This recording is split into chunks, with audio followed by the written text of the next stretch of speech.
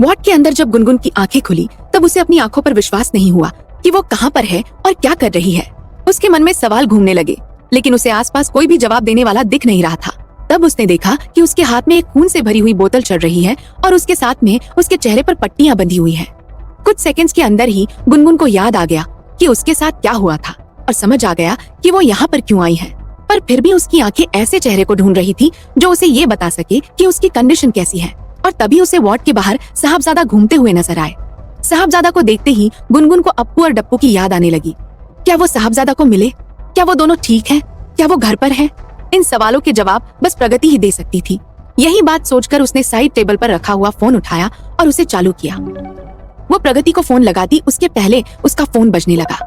उसने देखा कि निमेश का कॉल था और बिना टाइम वेस्ट किए उसने उसे उठा लिया। तब निमेश ने कहा, hello Gungun ji, I hope आप ठीक होंगी। मैं सुबह से कॉल करने की कोशिश कर रहा था पर कनेक्ट नहीं हो पाया। मुझे आपको कुछ अर्जेंट बताना है। Is this a good time to talk? Gungun जानती थी कि यह सही टाइम नहीं है, पर फिर भी उसने कहा, हाँ निमेश बताओ। तब निमेश ने कहा, गुनगुन जी, जो वीडियो आपने मुझे भेजा था मैंने उसे अच्छे से टेस्ट किया। It's a deep fake video. आवाज और बॉडी किसी और की है पर उसे इस तरह से मॉडिफाई किया गया है ताकि ऐसा लगे वो साहबजादा है। गुनगुन का मुंह खुल गया और उसे विश्वास नहीं हुआ कि वो क्या सुन रही है। तब उसने जल्दी से कहा, निमेश मुझे जल्दी से ओरिजिनल और मॉडिफाइड दोनों वीडियो भेजो, अभी के अभी। पूरा केस इस वीडियो के बेसिस पर ही था और अब मैं उसे आसानी से जीत सकती हूँ। हाँ ठीक है गुनगुन जी, निमेश ने कहा और फोन काट दिया। गुनगुन का दिमाग बहुत तेजी से काम कर रहा था।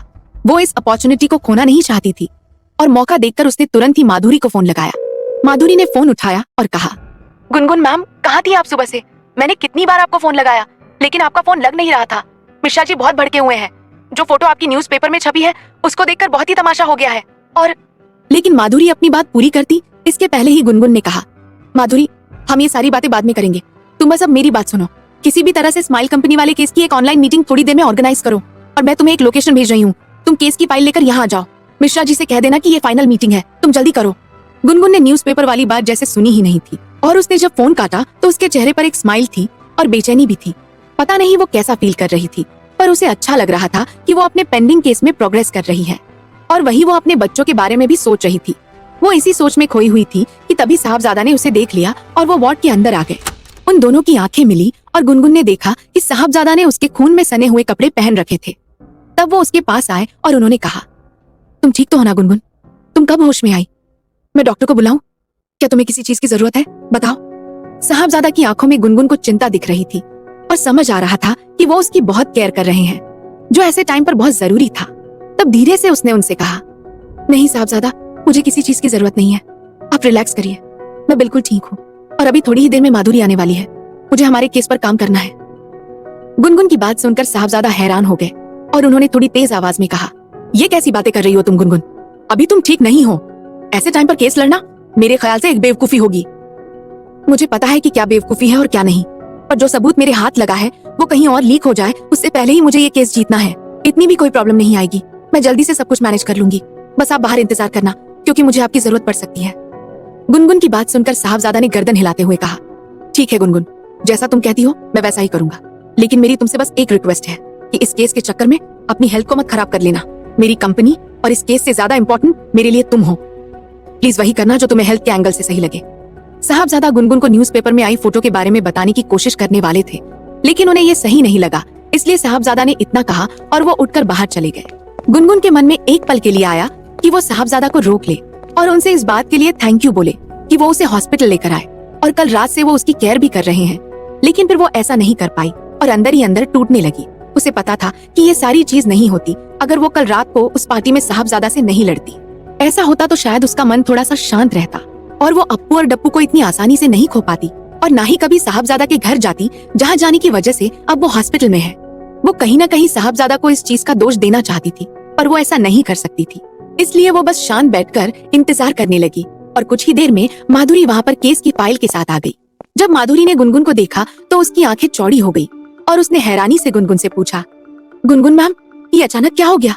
कल रात तो आप बिल्कुल ठीक थी, आपको ये चोट कैसे लग गई और आप हॉस्पिटल में?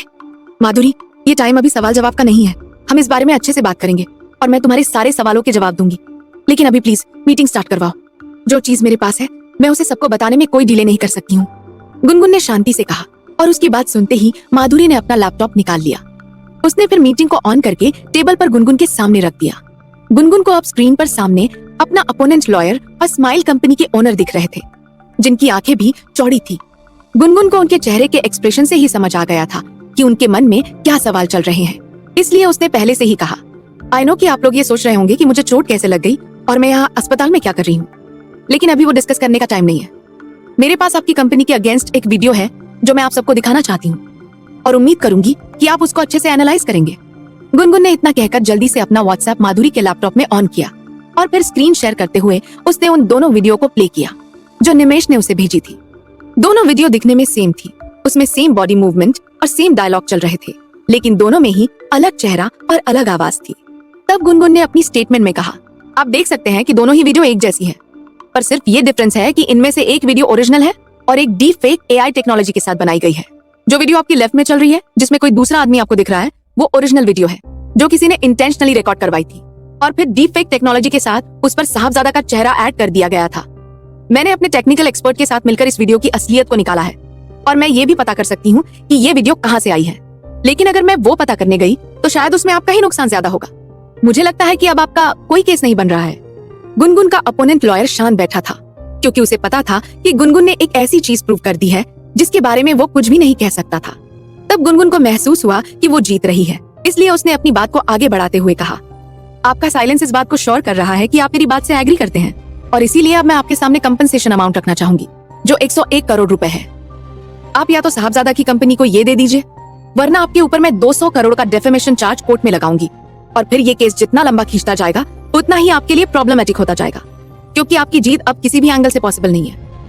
गुनगुन के आखिरी स्टेटमेंट को सुनकर उनके होश उड़ गए और तब कंपनी के ओनर ने कहा, हमें थोड़ा टाइम दीजिए गुनगुन जी, हमें इस अमाउंट को डिस्कस करना पड़ेगा।